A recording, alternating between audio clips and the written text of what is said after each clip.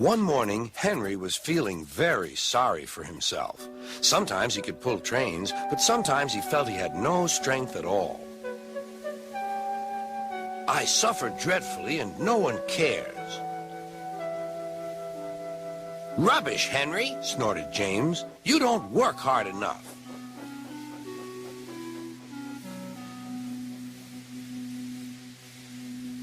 Sir Topham Hatt spoke to him too. What's wrong with you, Henry? You have had lots of new parts and new paint too, but they've done you no good. If we can't make you better, we must get another engine instead of you to do the work. This made Henry, his driver, and fireman very sad. Sir Topham Hatt was waiting when Henry came to the platform. He had taken off his hat and coat and put on overalls. Henry managed to start, but his fireman was not satisfied. Henry is a bad steamer, he said to Sir Topham Hatt. I build up his fire, but it doesn't give enough heat.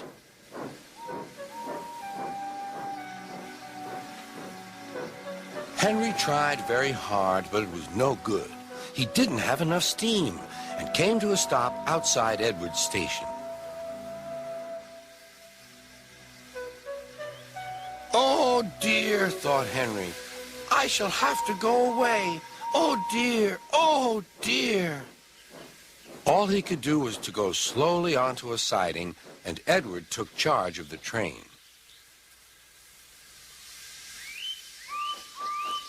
Sir Topham Hatt and the fireman went on discussing Henry's troubles. What do you think is wrong, fireman? Asked Sir Topham Hatt.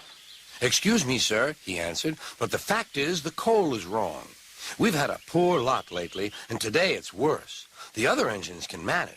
They have big fireboxes. Henry's is small and can't make the heat. With Welsh coal, he'd be a different engine. It's expensive, said Sir Topham Hatt, but Henry must have a fair chance. Jane shall go and fetch some.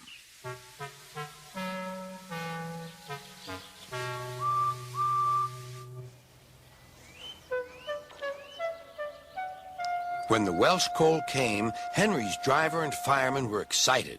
Now we'll show them, Henry, old fellow.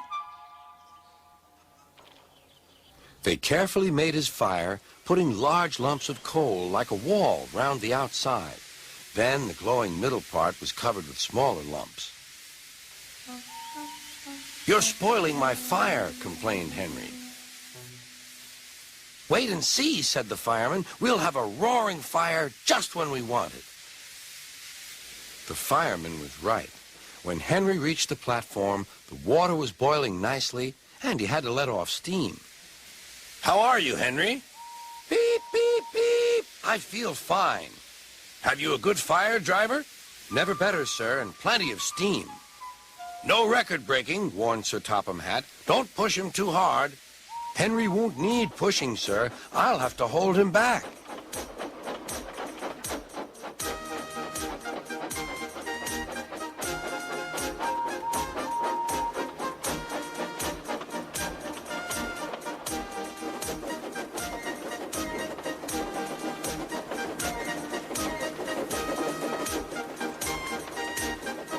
Henry had a lovely day.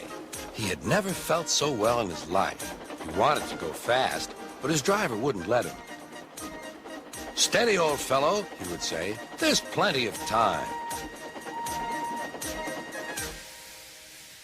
They arrived early at the station. Thomas puffed in. Where have you been, lazy bones? Asked Henry. Oh, I can't wait for dawdling tank engines like you. Goodbye. Whoosh, said Thomas to the coaches. Have you ever seen anything like it? Both Annie and Clarabelle agreed that they never had.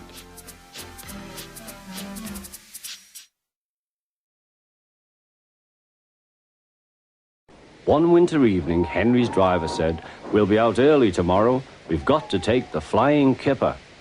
"Don't tell Gordon, but I think if we pull the Kipper nicely, the Fat Controller will let us pull the Express.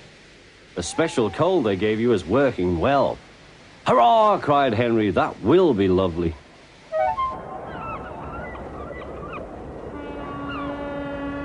All kinds of ships use the harbor at the big station by the sea. There are passenger ships, cargo ships, and fishing boats also come here. They unload their fish on the quay. Some of it goes to shops in the town, and the rest in a special train to other places far away. This is the train the railwaymen call the Flying Kipper.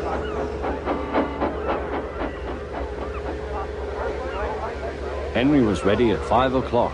There was snow and frost. Men hustled and shouted, loading the vans with crates of fish. The last door banged, the guard showed his green lamp. The Flying Kipper was ready to go.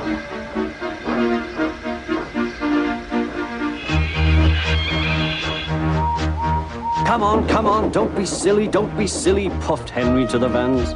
The vans shuddered and groaned, trock, trick, all right. That is better, puffed Henry.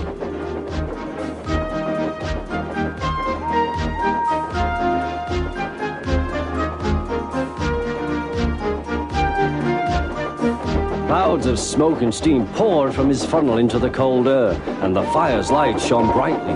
Hurry, panted Henry.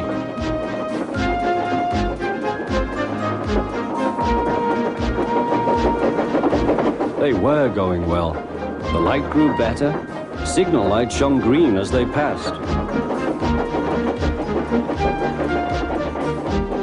Then a yellow signal appeared ahead. His driver prepared to stop, but the home signal was down. All clear, Henry. Away we go. They couldn't know the points from the main line to a siding were frozen, and the home signal should have been set at danger, but snow had forced it down. A goods train was waiting in the siding to let the Flying Kipper pass, and the driver and fireman were drinking cocoa in the brake van.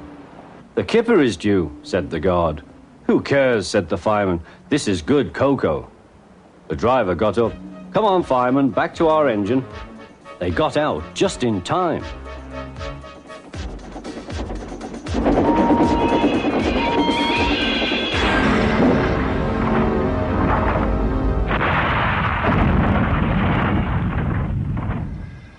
Henry's driver and fireman had jumped clear before the crash, but Henry lay dazed and surprised.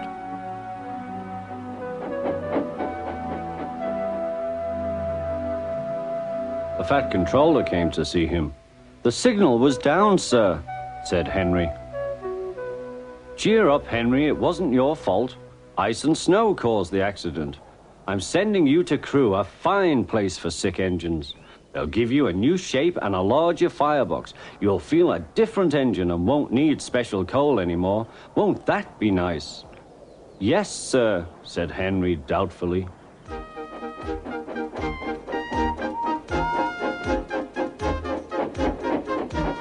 Henry liked being at Crewe, but was glad to come home.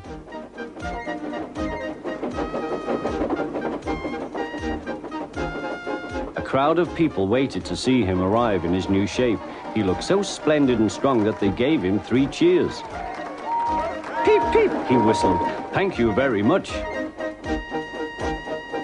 I am sorry to say that a lot of little children are often late for school because they wait to see Henry go by. They often see him pulling the express. He does it so well that Gordon is jealous. But that's another story.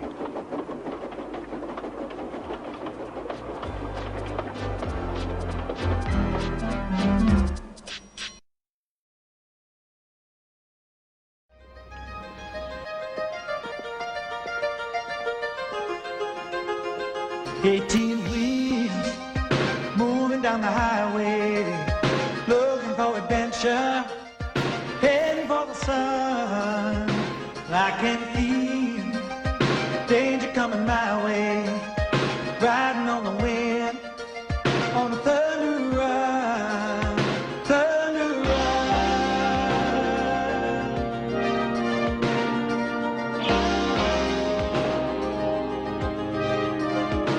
One more mile, I know that we can make it, a race with the devil.